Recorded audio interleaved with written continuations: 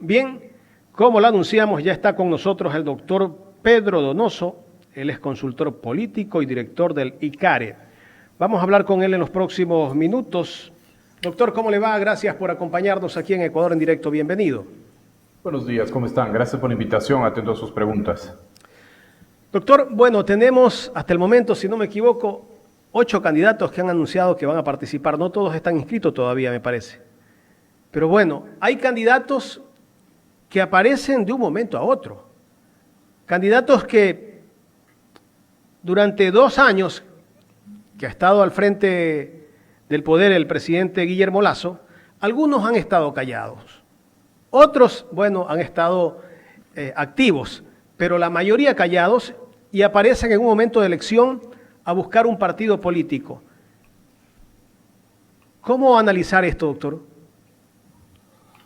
Bueno, digamos, entramos en un proceso electoral, ¿no es cierto?, inédito, absolutamente especial, pero creo que es supremamente importante para enfocarnos en el análisis, no hablar solo de los jugadores, sino yo propondría 3 temáticas, ¿no es cierto?, para después de hablar de los jugadores, digamos, ¿no es cierto? Hablemos de los equipos, ¿no es cierto?, hablemos de la cancha en la que se va a jugar este proceso eleccionario y hablemos de la dinámica de juego, es decir, de la dinámica eleccionaria, finalmente, ¿no? Y el primer tema que usted señala es supremamente importante, que tiene que ver con el tema de los equipos, ¿no? Es decir, el Ecuador sigue siendo este país trágico en donde hay partidos sin candidatos, candidatos sin partidos y partidos y candidatos sin ideología, siempre digo yo, ¿no? Es decir, de los 8 binomios, los 8 candidatos, ¿no es cierto?, solo uno tiene finalmente su relación con actores de la militancia. Es decir, ninguno de los 7 restantes binomios, ¿no es cierto?, tienen relación o con las alianzas que han planteado o con los partidos que les auspician, ¿no? Me parece súper interesante, por ejemplo, hablar de las alianzas medio imposibles, también en el espectro ideológico, ¿no es cierto? La alianza Avanza-Suma, por ejemplo, ¿no? Es decir, un partido de la socialdemocracia con un partido de derecha. Después vemos, por ejemplo, que a Yacu Pérez le auspicia Democracia Sí, un partido que recién en las seccionales de febrero, ¿no es cierto?, auspició a Andrés Páez, que es un actor de derecha. Es decir, todo está tan trastocado bajo, ¿no es cierto?, este silogismo falso, este silogismo mentiroso de que las ideologías no existen. Las ideologías están más presentes que nunca y son supremamente importantes, y quiero explicar a la audiencia por qué. Las ideologías son el camino por el cual yo voy a cumplir algo, ¿no? Es decir, el problema del Ecuador también es que somos un Ecuador o un país sobrediagnosticado. Es decir, este es el país del qué. Todo el mundo dice, mi oferta de campaña es sacar de la pobreza, bajar la inseguridad, mejorar la economía, dar trabajo, nadie explica cómo. Y en el cómo están las ideologías. Ahí el grave problema es que si el candidato X tiene una forma de llegar a solucionar el problema y el partido ideológicamente tiene otra, en el futuro va a haber un quiebre, ¿no? Y ese quiebre finalmente va a provocar ingobernabilidad. Por eso es supremamente importante tener candidatos que sean o que nazcan de la entraña de un partido y que tengan claridad ideológica en ese sentido. ¿Y las reglas están trazadas o hay que crear tal vez un nuevo código de la democracia? No sé si por allí debe empezarse. No sé si un nuevo código, pero reformas, digamos. No sé si sería supremamente interesante, por ejemplo, que solo puedas ser candidato cuando has cumplido un cierto periodo de militancia en el partido, por ejemplo, ¿no? Y esto no es menor. Usualmente, digamos, los marketineros electorales ven las encuestas y le dicen al candidato, di que no eres político, porque el 70% de la gente odia a los políticos, ¿no es cierto? Y eso es causa y es efecto, finalmente, ¿no es cierto? Es causa de lo que estamos viviendo y es efecto de lo que estamos viviendo, porque empezamos a elegir no políticos en un rubro en donde debería haber políticos. El Ecuador necesita profesionalizar a los políticos. Es decir, así como necesitamos médicos profesionales, así como necesitamos carpinteros profesionales, choferes profesionales, profesores profesionales, necesitamos políticos profesionales. ¿Y qué pensar cuando un político viene a ser político, pero dice yo no soy político? Se identifican como apolíticos, pero sin embargo están en una contienda. Así es, ese es un problema y va alimentando la demagogia antipolítica que digo yo, ¿no? Que digamos es parte de absolutamente todo y no es nuevo finalmente, ¿no? Es decir, incluso esto se podría encontrar su raíz en el Fuera Todos de mediados del 2000, por ejemplo, ¿no? Ahí, digamos, del Fuera Todos se incubó y ahí vino un outsider como Rafael Correa, que también tuvo la narrativa antipolítica, ¿no es cierto? Y posicionó finalmente esta demagogia antipolítica también. Los candidatos nuevos que participan en este próximo proceso electoral, doctor, ¿tendrán suficiente tiempo para promocionarse y qué rol van a jugar las redes sociales?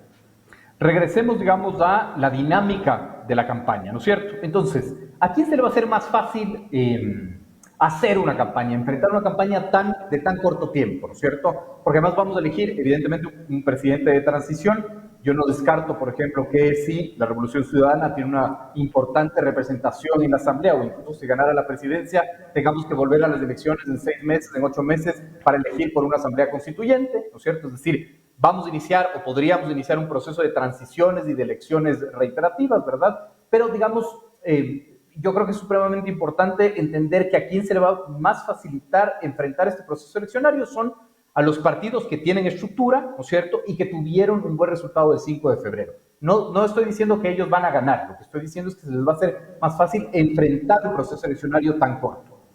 Ahora, el tema de las redes es un tema que yo discuto mucho, ¿no es cierto?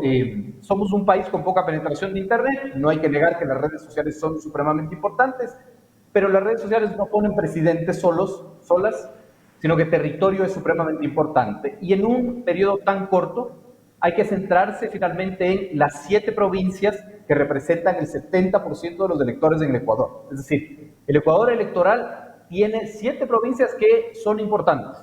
El resto finalmente no tienen un peso electoralmente hablando, ¿no es cierto? Entonces, el trabajo de territorio tiene que complementarse, porque el problema es que todos los candidatos, gracias al fenómeno Herbas del 2021, ¿no es cierto?, se van a volcar, ¿no es cierto?, a redes sociales y va a haber una sobreoferta, ¿no es cierto?, de información y de contenidos en redes sociales, y eso de una u otra manera puede perjudicar la conexión emisor-receptor en la dinámica del procesamiento de los mensajes. Entonces, si bien son importantes, yo creo que no hay que abandonar finalmente el proceso de hacer campaña en territorio, y por eso los partidos que ganaron alcaldías, prefecturas, la van a tener mucho más fácil enfrentar finalmente un proceso electoral. Porque de alguna manera los que ganaron pues ya son identificados por el partido político.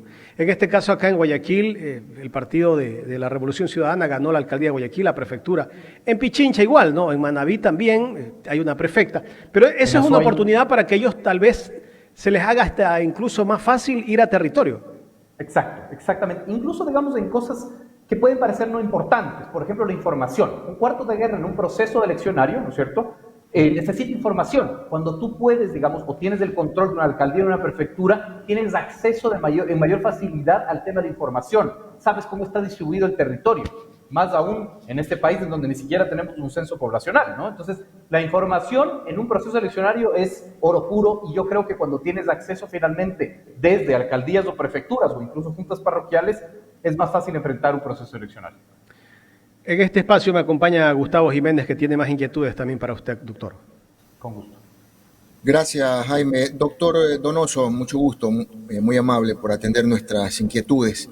Quiero llevarlo a un análisis mucho más directo. Se acabaron las primarias y entre que sí hubo y no hubo primarias ya tenemos 8 precandidatos, hay 8 ofertas, 7 precandidatos varones y 1 precandidata mujer. 7 candidatos que han decidido, 7 movimientos o partidos que han decidido que debe liderar un hombre, pero solo uno decidió que una mujer sea ahora la candidata. Es tiempo ya de que el Ecuador le dé oportunidad a la mujer para poder demostrar que tiene la capacidad de poder gobernar un país y no quedarnos con ese pensamiento de algún político que dijo por ahí que no hay figuras en el Ecuador representativas dentro del género femenino.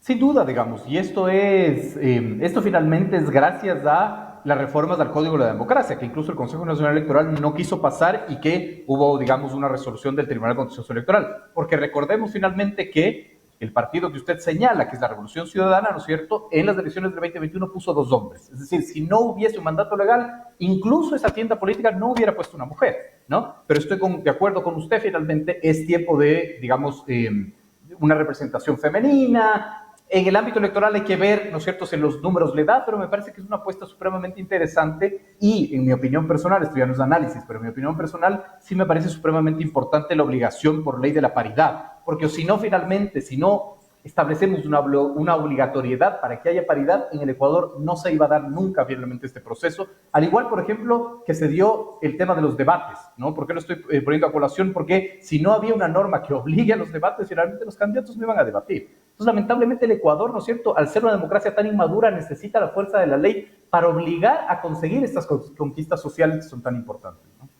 Pedro, pero ¿usted cree que es solamente por el tema de que se vieron obligados porque así lo dispone el Código de la Democracia o porque en realidad era necesario poner una figura relevante, con capacidad? Porque en el caso de Luisa González no es una mujer improvisada, ha sido asambleísta, ha sido funcionaria pública, conoce de antemano pues lo que es gobernar.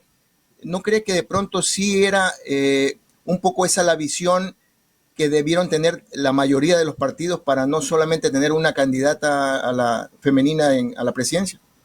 Pero no sé si esa era la apuesta, no sé si esa es la apuesta. Lo único que yo puedo hablar es hacer un análisis, ¿no es cierto?, con lo que veo, ¿no? Porque mi trabajo es ser analista, ¿no es cierto? Si regresamos a ver el 2021, ¿no es cierto?, esta tienda política que puso hoy una mujer, puso 2 hombres. Entonces, no sé si finalmente hay interés. Ahora usted me puede dar un gran argumento, que es sí, pero finalmente ha puesto muchas mujeres a ganar la prefectura de Guayas, de Pichincha, etcétera. En efecto, sí, la Revolución Ciudadana, yo creo que es de los únicos o de los pocos movimientos y partidos que tienen, digamos, la representación femenina importante, militante, etcétera. Sin embargo, claro, yo no puedo adivinar el futuro, pero lo que hemos visto de todas las tiendas políticas es, si es que no había un mandato legal, si no había una resolución del Tribunal Constitucional Electoral, yo creo que no había binomios, digamos, hombre-mujer, mujer-hombre. Se iban a presentar, digamos, hombre-hombre, como varios de los candidatos lo habían anunciado, ¿no? Ok, y ahora analicemos el tema de las tiendas políticas, porque hay algunas que verdaderamente no se sabe qué va a pasar. Creo, Izquierda Democrática, Pachacutic, o sea, no presentan candidatos, más bien se apoyan a ciertas candidaturas que en algunos casos no tienen identidad ideológica y que podría pensarse que el futuro de esos movimientos o partidos va a ser muy corto. A ver, sí, es muy difícil, digamos, adivinar lo que puede pasar, ¿no es cierto? En el ámbito de creo que es una apuesta bastante arriesgada, ¿no es cierto? No solo en el ámbito electoral, sino en el ámbito de la gobernabilidad. Es decir, el gobierno de creo va a salir y va a estar absolutamente huérfano, ¿no es cierto? Y a merced de que venga un gobierno a fiscalizar, ¿no? Y creo que esa es una jugada que podría poner en riesgo la estructura finalmente del movimiento, creo, más allá de que, claro, si no participas en una elección, vas a tener que tener una excelente elección el 2025 si no quieres desaparecer, ¿no? O antes, como le decía, que puede ser la apuesta de la Asamblea Constituyente, ¿no? Y esa lógica sí les pone en desventaja y yo creo que sí les pone en una dinámica de ser absolutamente vulnerables, ¿no? Porque por último, si ganaban 2 o 3 curules de la Asamblea, podían de una u otra manera negociar, porque la fiscalización se vendrá, porque al ser un gobierno débil, el nuevo gobierno, digamos, por inercia, señalará finalmente la culpa del gobierno saliente, ¿no? El tema de Pachacutic es un tema supremamente interesante. Pachacutic es el movimiento que mejor desempeño electoral ha tenido en los últimos 3 procesos eleccionarios, cualitativamente hablando. No nos olvidemos, por ejemplo, de su gran desempeño en las seccionales del 2019. Ganaron la prefectura de la Suay con Yacu Pérez, ganaron la prefectura de Tungurahua con Caizabanda, ¿no es cierto? No se diga en el 2021 que tuvieron un bloque de 25 asambleístas y en este último 2023 ganaron finalmente alcaldías supremamente importantes como la alcaldía de Ambato, por ejemplo, ¿no? Entonces, al no hacerle una apuesta de presentar un candidato presidencial, hay que ver finalmente por dónde van a ir esos votos. Y con eso tendremos elementos para analizar cómo vota el electorado de Pachacutic, ¿no? Y ahí sí, digamos, me parece que es un escenario bastante difícil de predecir. La izquierda democrática yo creo que estaba destinado al fracaso, ¿no es cierto? Es un movimiento que, después de tener una gran representación finalmente en el legislativo, siempre se quedaron pensando en el 2025 con la figura de Herbas, ¿no? Porque además era el casi ganador, que finalmente también hay que ponerlo en paréntesis, porque quedó a 3 puntos de el segundo finalmente, y eso no es ganar. Tuvo un rompimiento y en esa inercia, digamos, política de pensar siempre en el 2025, no supieron autoadministrarse en el 2021 y vimos finalmente el fracaso legislativo que tuvieron, ¿no? Pero claro, va a ser una elección muy interesante que nos va a dar muchos elementos para el análisis. Muy bien, doctor Donoso. A ver, ya sabemos con cierta claridad cuáles son los precandidatos a la presidencia y vicepresidencia y poco se sabe de lo que será la Asamblea, que es un pilar fundamental para el nuevo gobierno, por lo menos la Revolución Ciudadana ha dicho que van a repetir su plantilla para las próximas elecciones. Ya por lo menos ahí ya sabemos que hay una claridad respecto al apoyo que tiene su movimiento hacia su militancia, hacia sus candidatos, perdón. Pero en el resto de tiendas políticas no se sabe, y a la hora de la hora van a haber muchos perdedores, porque lo que pasó en la asamblea pasada, por el mismo hecho de haber sido cesada, ya tiene un precedente que seguramente se va a ver en el sufragio en agosto. A ver, digamos, es muy difícil predecir, ¿no es cierto? No, es muy difícil predecir. Hay 70% de acuerdo a perfiles de opinión en su última encuesta el 3 y 4 de junio. Hay 72.82% de indecisión. Entonces, digamos, la indecisión es demasiado alta para poder predecir. Si nosotros analizamos finalmente lo que pueda ser, ¿no es cierto? Podríamos enfrentarnos a una asamblea bastante atomizada, muy similar a lo que vivimos en el 2021. Sin embargo, hay dos factores que van a estar ausentes, que es Izquierda Democrática y Pachacuti, finalmente, ¿no? Entonces, ese espacio vacío, ¿quién lo va a llenar? Esa finalmente es la gran pregunta, ¿no es cierto? Sin embargo, como usted dice, yo creo que a la larga el gran tema aquí de discusión es la gobernabilidad, no en el corto plazo, en el mediano y en el largo plazo para el Ecuador, a nivel nacional, a nivel local. Estamos viendo, por ejemplo, además, otra de las características de esta campaña es esta guerra abierta de interfunciones, ¿no? Consejo de Participación Ciudadana contra Fiscalía, Consejo de la Judicatura contra Fiscalía, Fiscalía contra, digamos, otras funciones del Estado. Es decir, es un todos contra todos, ¿no es cierto? Y eso es una tensión a la gobernabilidad. Yo creo que eso se va a repetir muchísimo finalmente en este año y medio, ¿no es cierto?, que vivamos, y que será un año y medio de campaña para el 2025. Es decir, estamos viviendo momentos de incertidumbre y no creo que se va, digamos, a acabar en el corto plazo, y esto también lo extrapolamos a los gobiernos autónomos centralizados, por ejemplo, ¿no? Es decir, el alcalde del PAN ganó con 6 votos de diferencia de su segundo, el de Ayahuachi con 197 en un padrón de 40,000 personas. ¿Qué quiero decir con esto? Que la gobernabilidad está en juego. Yo creo que se va a reprisar mucho finalmente la relación Lazo-Asamblea también en el 2023 y, digamos, tendremos finalmente una asamblea bastante atomizada, ¿no es cierto?, que podrá tensionar finalmente la relación ejecutivo-legislativa. Es decir, vamos a tener un gobierno corto de transición, porque a la larga, si bien el Código de la Democracia permite que quienes se postulen ahora y ganen en este gobierno de 1 año 4 meses, también podrán hacerlo para las próximas elecciones. Pero en este año 4 meses, ¿qué es lo que vamos a ver de gobierno? Porque las disputas políticas y las disputas por el poder de las instituciones va a ser muy evidente. Esa es la cancha en la que se va a jugar el proceso eleccionario y el gobierno de transición, como usted muy bien lo dice. Es decir, y la grave tragedia del Ecuador es que ya vamos a 8 años de gobiernos de transición. Es decir, el gobierno de Lenín Moreno, ¿no es cierto?, fue un gobierno que, a pesar de no ser un gobierno de transición, de haber nacido finalmente del voto y sufragio, de llegar finalmente con un bloque mayoritario de asambleístas, se autodenominó un gobierno de transición, ¿no? ¿Y cuál es el problema de denominarse un gobierno de transición? Que tú no puedes tomar decisiones que cambien los problemas estructurales si no son decisiones transicionales, ¿no? Que es lo que fue finalmente el gobierno de Moreno. Y después, con la muerte cruzada, Lazo se autodenomina también un gobierno de transición. Esto quiere decir que iremos a los 8 años de gobiernos de transición que no ayudan a la democracia porque de una u otra manera no ayudan a resolver los problemas estructurales, ¿no? Pero no solo es eso. ¿A qué se enfrenta finalmente el nuevo gobierno? Se enfrenta finalmente a una economía bastante complicada, ¿no es cierto? No nos olvidemos que también finalmente vamos a votar por la consulta del Yasuní, ¿no? Estas son cifras, digamos, que lo había publicado el exministro Marco Flores en Twitter, ¿no es cierto? La necesidad de financiamiento del presupuesto general del Estado ya no son 7.500 millones, ahora son 9.000 millones, ¿no es cierto? Por ejemplo, los ingresos petroleros de enero a abril de 2022 fueron 1.360 y ahora en ese mismo periodo fueron de 601.000 millones. Es decir, es un problema, ¿no es cierto?, porque el nuevo gobierno tendrá que administrar un tejido social quebrado y una crisis económica profunda. Resolver eso en 1 año y medio no creo que sea factible, ¿no? Por lo tanto, será nuevamente un gobierno de transición si es que no hay un llamado a la Asamblea Constituyente, evidentemente, y será muy difícil cambiar las estructuras, y el 2025 volveremos finalmente a las urnas a elegir ya un gobierno que esperemos que no sea de transición. Doctor, hablemos ya de la posible primera vuelta, segunda vuelta. ¿Qué partido o qué partidos tienen posibilidad de ir a una segunda vuelta?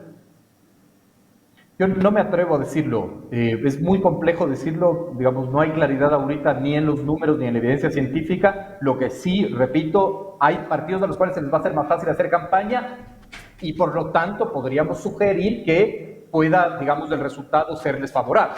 En esos partidos estoy viendo, por ejemplo, a Revolución Ciudadana, incluso, digamos, al Partido Social Cristiano, que si bien fue el gran perdedor del 5 de febrero, tiene estructura y cuantitativamente no le fue tan mal finalmente en las elecciones del 5 de febrero. Cualitativamente sí, le fue pésimo, pero cuantitativamente no le fue tan mal. A esos movimientos y a esos partidos se les va a hacer más fácil finalmente enfrentar este proceso eleccionario y quizás podría ser que ellos sean los que puedan llegar a una segunda vuelta. Pero con un nivel de indecisión del 70% es muy difícil ahorita plantear un escenario futuro, ¿no? Yacu Pérez.